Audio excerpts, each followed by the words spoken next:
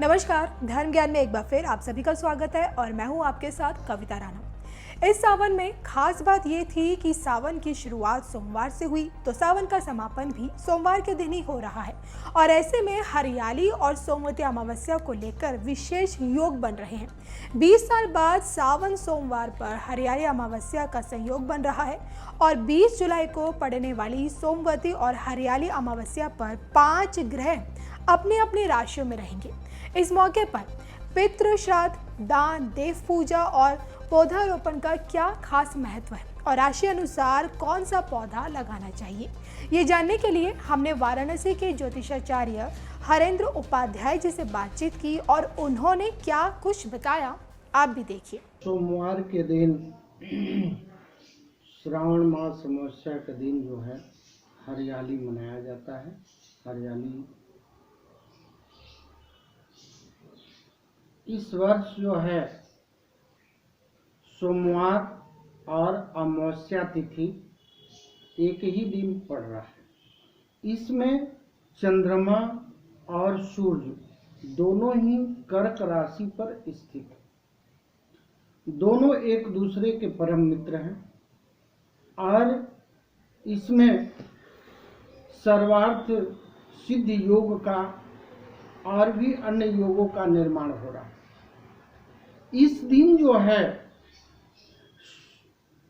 महिलाएं अपने सौभाग्य के लिए पीपल वृक्ष के नीचे विष्णु की प्रतिमा स्थापित करके षोडशोपचार द्वारा पूजन करना चाहिए। इससे जो है सौभाग्य की माताओं बहनों की स्त्रियों की वृद्धि होती है। ऐसा है कि उस दिन जो है चंद्रमा और सूर्य दोनों ग्रह जो है कर्क राशि में स्थित हो रहे हैं। चंद्रमा और सूर्य, चंद्रमा जो है मन का कारक है और अपने राशि में, सूर्य जो है वह पृथ्वी के जीवों के लिए जीवनदायी है। मनुष्य जीवन में वह सफलता का प्रतीक है। इसलिए जो है प्राणियों का, धरती के प्राणियों का मनोबल जो है ऊंचा रहेगा और उनको अपने अपने कार्यों में सफलता प्राप्त होगी। सर्वार्थ सिद्ध योग भी है, जय योग भी है, तो तमाम इस तरह का योग है। और पुष्य नक्षत्र योग भी आ रहा है, लेकिन रात्रि के समय आ रहा है। देखिए, मेष राशि वालों को जो है आंवला का वृक्ष लगाना चाहिए, इससे जीवन में सुख शांति आएगी। और वृष राशि वालों को जो है जामुन का वृक्ष लगाना चाहिए।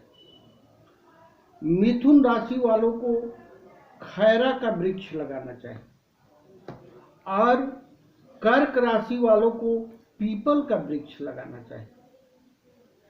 सिंह राशि वालों को बरगद का वृक्ष लगाना चाहिए और कन्या राशि वालों को जो है रीठा का वृक्ष जो है लगाना चाहिए। तुला राशि वालों को अर्जुन का वृक्ष लगाना चाहिए। वृश्चिक राशि वालों को जो है अमरूद का वृक्ष लगाना चाहिए और धनु राशि वालों को जो है साल का वृक्ष लगाना चाहिए। मकर राशि वालों को जो है और कुंभ राशि वालों को शमी का वृक्ष लगाना चाहिए और मीन राशि वालों को जो है आम का वृक्ष लगाना चाहिए। देखिए, ऐसा है कि किसी भी अमावस्या के दिन पितृ तर्पण करना चाहिए, पितरों को जो है पिंडदान वगैरह करना चाहिए। लेकिन यदि श्रावण मास में अमावस्या के दिन यदि सोमवार पड़ता है तो यह अति उत्तम महत्वपूर्ण समय है। इसमें जो है काल सर्प योग की भी शांति करानी चाहिए। अपनी पितरों की शांति के लिए उनको पिंडदान करना चाहिए और उनको नाना विधि जो है उनको पूजन करना चाहिए। और जैसे आप उनके लिए जो है विभिन्न प्रकार के शास्त्रों में वर्णित है, अपने पितरों को प्रसन्न करने के लिए उनको पिंडदान की व्यवस्था की गई है। और यदि श्रावण मास में अमावस्या के दिन सोमवार पड़ गया तो यह अत्यंत ही महत्वपूर्ण है। निश्चित रूप से यह उनके पितरों की प्रसन्नता के लिए और पिंडदान करने वाले व्यक्ति के लिए तमाम तरह से हर प्रकार की सुख, शांति और रोग बाधा से मुक्ति प्राप्त होती है और अकाल मृत्यु का भय नहीं रहता। बद्रिक आश्रम के महत्व के बारे में मैं बताता हूँ। देखिए, ऐसा है, हमारे पूरे भारतवर्ष में 12 ज्योतिर्लिंग है। सभी ज्योतिर्लिंगों का छोड़ के मैं खाली बद्रीनाथ के उसमें आता हूँ। हिमालय तो केदार है, ऐसा स्कंद पुराण करते हैं कि उन 12 ज्योतिर्लिंगों में जो 11वां ज्योतिर्लिंग है वो केदार है। तो समस्या ये थी, अगर केदार ज्योतिर्लिंग है तो जहाँ भी ज्योतिर्लिंग हैं वो भगवान शिव जी के हैं। उन शिव जी के ज्योतिर्लिंग में भगवान नारायण कहाँ से टपक पड़े? और फिर लिखा, वैकुंठो अष्टम साक्षात श्रेष्ठो बद्रिकाश्रम। इन भू वैकुंठों में भी कोई वैकुंठ है तो बद्रिकाश्रम है। उन्होंने केदार को नहीं बोला। ऐसा क्यों हुआ, उसका थोड़ा सा आपको हम वर्णन कर देते हैं।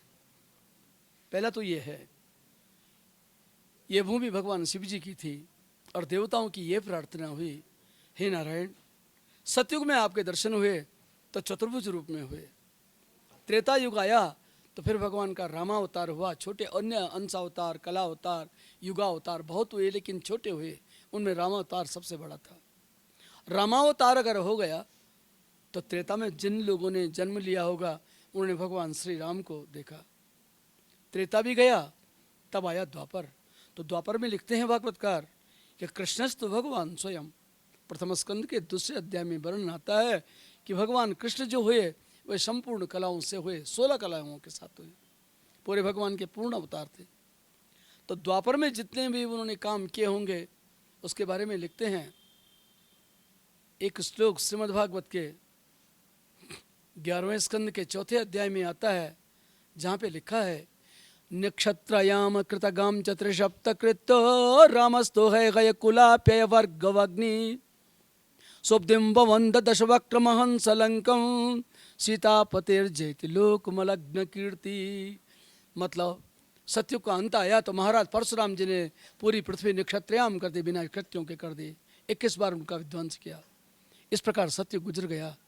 त्रेता आया तो भूमि लिखते हैं, सुब्धिम्बवंत भगवान नारायण स्वयं जो रामावतार लेके आए थे, उन्होंने अवधि में समुद्र के ऊपर सेतु बांधा, पलिपार गए और राक्षसों का विध्वंस करके रावण का विनाश कर दिया।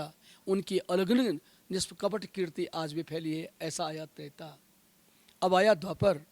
तो भूमिर भरावतरणाय यदुस्व जन्म जातक करिष्यति शूरैरपि दुष्कराणि।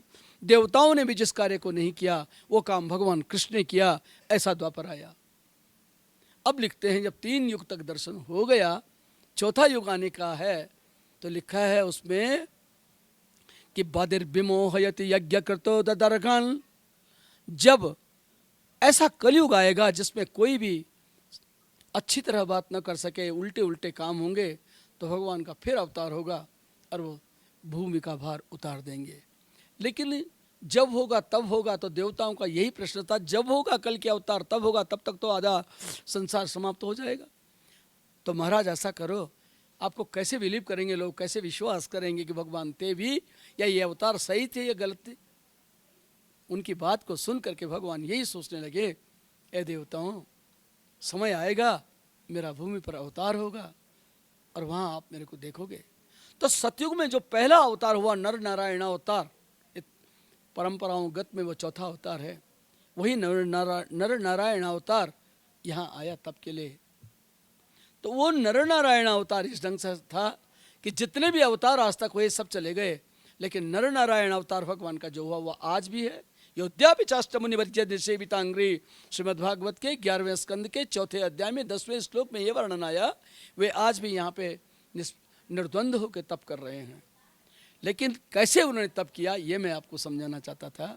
भूमि तो भगवान शिव जी की थी, तो वो कैसे यहाँ बस गए उन्होंने देवताओं से कह भी दिया कि कलयुग में ऐसा धाम बनेगा जो साक्षात वैकुंठ होगा, उसका नाम बदरिकाश्रम होगा। देवता उनकी प्रतीक्षा यहाँ करने लगे और उधर भगवान नारायण ये सोच में पड़ गए कि किस ढंग से मैं इस भूमि को अपने पास बुलाऊं, कैसे रखूं। भूमि हमारी नहीं, ये तो भगवान शिव जी की है। अब शिव जी की भूमि में हम जबरदस्ती जाएंगे ये भी नहीं हो सकता, उनका नाम खराब हो जाए ये भी नहीं कर सकते। तब रास्ता था कि मैं तप करूं। गंगा जी के किनारे बैठ करके भगवान नारायण जो थे तप कर रहे थे, सोच रहे थे रात भर क्या होगा। क्या देखा, प्रभात जैसे ही हुआ, अर्ली मॉर्निंग जिसको बोलते हैं अपने 3 बजे और 4 बजे का जो समय होता है, उस समय भगवान शंकर जी अपनी पत्नी के साथ स्नान के लिए आए।